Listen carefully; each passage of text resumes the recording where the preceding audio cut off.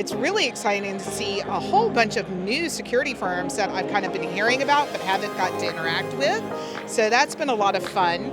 And I get to see you folks. JupiterOne's one of my favorites, so it works out for me. If we were to do a word cloud of all of the conversations that we've had during this time, I would say the number one word that keeps coming up is partnerships. I think the key word this year is API, API, API.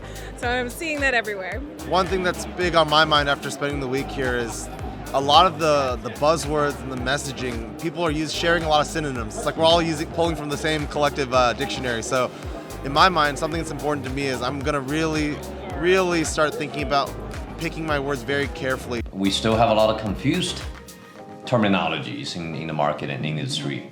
And I think we need to continue to find our differentiators and our messaging and positions to make sure that we actually help define and help clarify, with this trend and this consolidation, and covering, doing more with less.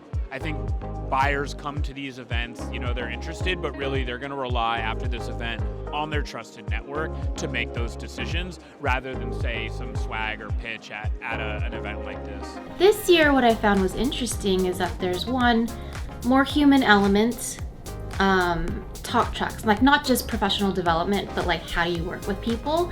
And so it was really interesting to hear Kelly Shortridge and Sunil's session on behavioral economics, the lizard brain versus the velociraptor. And then also hearing Carrie Tomlinson's session on the jargon and making messaging easier to understand.